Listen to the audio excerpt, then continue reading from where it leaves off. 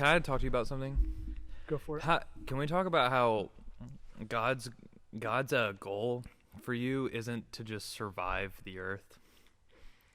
My dad just sent me a DM today that said, "Thrive, baby, don't survive." Exactly. And as cheesy and corny as that is, I've talked to so many teenagers lately where, and don't get me wrong, like I have my weeks, I have my days, but survival mode, I feel like I'm never in like, oh my, I've talked to so many teenagers lately who are just like, I just hope God can get me through this, or I just hope I can get to the end of this thing. And it's like, and a lot of it has to do with with sin. Yeah. And it's like, there's not these seasons of like brokenness or like pain or struggle. Like that's just life, you know? Mm-hmm. So you have to learn how to conquer things like that and still lead people and still thrive and still engage in whatever you're involved in and still learn how to be successful without just surviving through your day and getting through your week. Like God wants so much more for you than that. Yeah, it's true. I don't know. I've been thinking about that a lot lately. Like that's one of the things I was going to talk about today is what I texted you and some of the other teenagers this morning. It's just the consider it pure joy verse in James and the word consider. Like that word just stuck out to me a lot today. And when I looked up that word, it means to form an opinion of something. Mm-hmm. And so I think a lot of people just try to survive because they form the wrong opinion about either God or their circumstances. Right. So, and even from like a secular mindset, like you're obviously, you work here at the church, but if you have the power of God, if the Spirit of God, if you claim to be a Christian and to love Jesus and follow Jesus, like people should notice that because you should thrive in secular settings. Like you should really stand out. You should really have, and a lot of it to me, like you should have a lot of energy was what I was gonna say. That was really loud. Golly. That AC, hey, probably caught it on thank the God mic. for AC. Yeah. But I was gonna say like you should have a lot more energy than other people, and not just like a stir me up, listen to some loud Drake music, and then run into a building and have a lot of energy. But like spiritually, you should be energized and be able to give away energy to people, to be able to empty yourself to people every single day. And like even just at my own job, like I think a lot of it is my personality to have energy, but at the same time, like because I love Jesus and I follow Jesus, like I have a reason to be there. That's way more than just earning $1. And so I don't know. I just have so much confidence that Jesus is always with me, and the power of Jesus is with me, and the Spirit of Jesus is in me, and that just gives me so much energy. And I feel like I'm a lot different than maybe people who aren't following Jesus, and I can thrive in situations where some people can't because of who I follow and who I believe in. And I just feel really strongly about that this week. Because I just feel like there's a lot of teenagers, and that's not just teenagers that I know. That's people. Like, we are not just trying to survive life. Like, we have the power. We have the Holy Spirit. Go read Acts. Like, look at what these guys are doing. That same power is in you. And even Jesus said that we'll do greater things than he did. Like, do we really believe that? Are there really Christians in secular settings that are really tapping into that kind of faith, that are really tapping into that kind of, I don't know, life? Yeah. I don't know. But that's part of the message on Wednesday too, is like most people don't know. Sponsored by M&M's this week. Thank you to our sponsor M&M's. most Christians don't know fully who they are in Jesus. I keep hitting this thing. It's so stupid. You know what? God, what a jerry rig setup. Is that a bad term? I don't know. Okay, good. There's so many terms that aren't bad, but now are bad because of the world we live in, so I just want to make sure. If that's bad, I apologize. But no, so it's like the point where Jesus, the disciples try to pressure him into doing something, but he had just come out of alone time with God, and so he says, we're going to go do this because this is my purpose. So alone time with God allowed him to know what his purpose was and not to give into pressure. So I think a lot of people don't ever have alone time with God. I don't know. That's something I'm convicted about.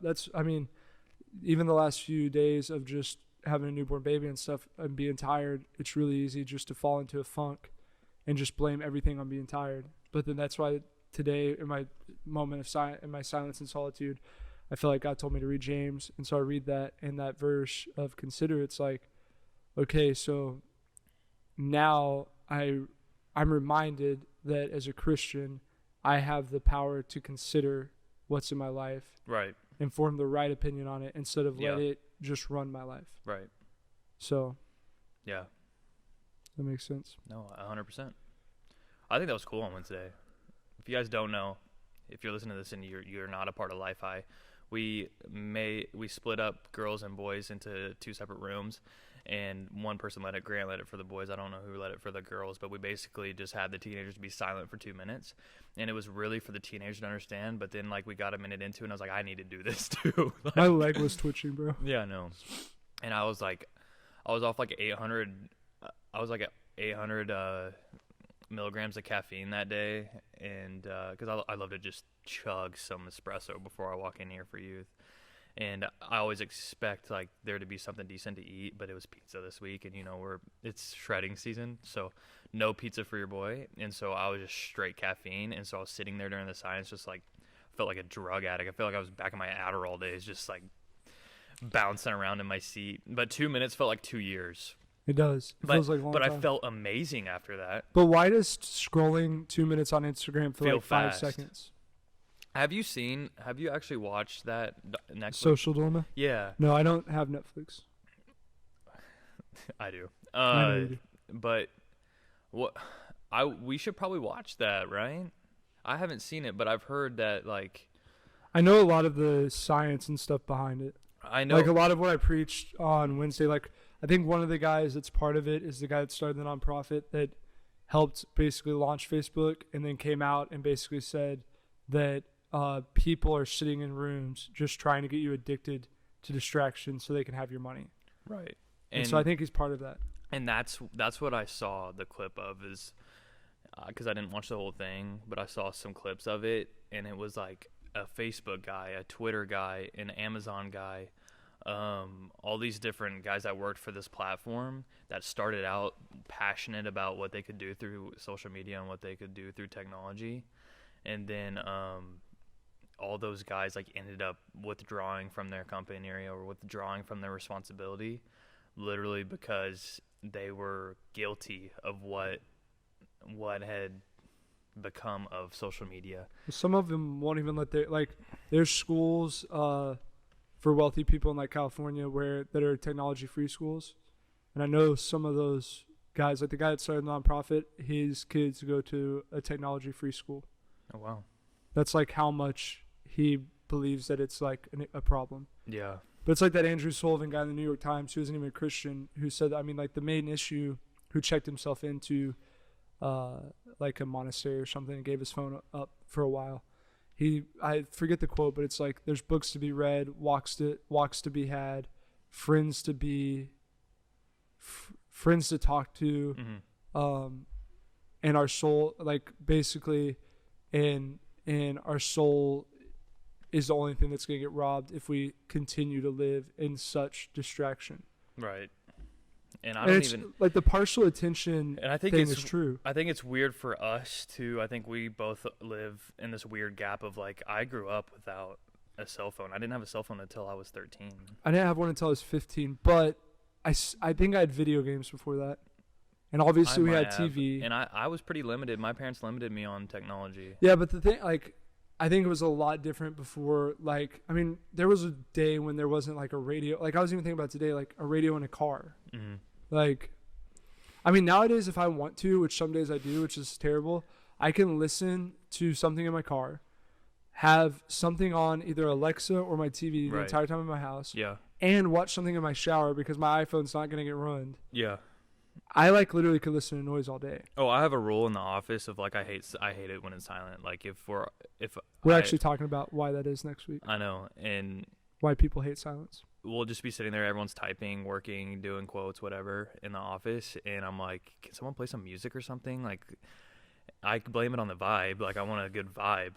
But I think so. There's obviously like a pool.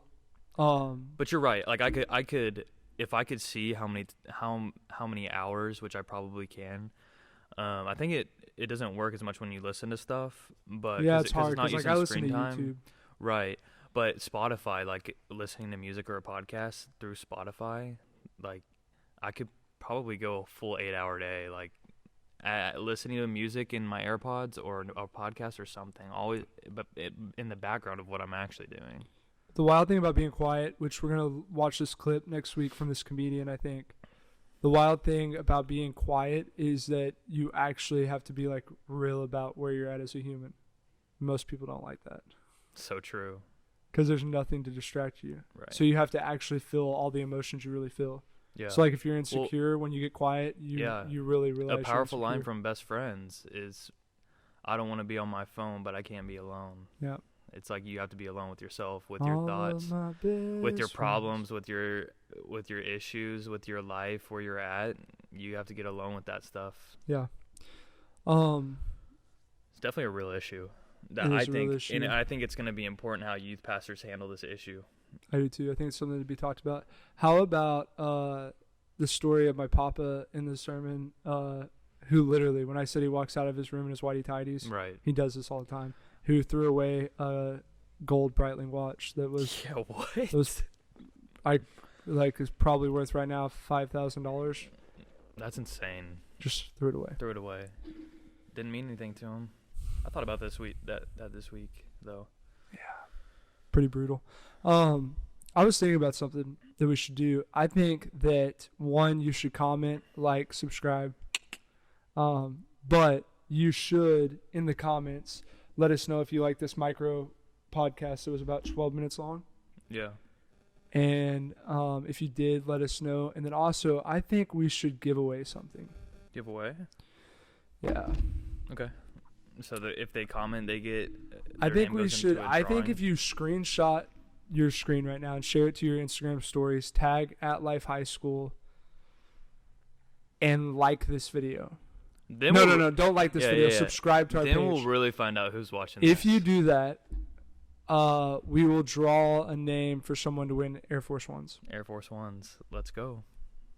It's my favorite shoe. Did you see my clean ones I got this week? Yeah, right out nice. of the box. That's all we got because there are literally kids coming into crew right now. Okay. So we love you. We love you so much. Get quiet with God. You're on your phone anyways, but maybe take some time off your phone and get alone with God. Eat some M&Ms maybe. I don't know.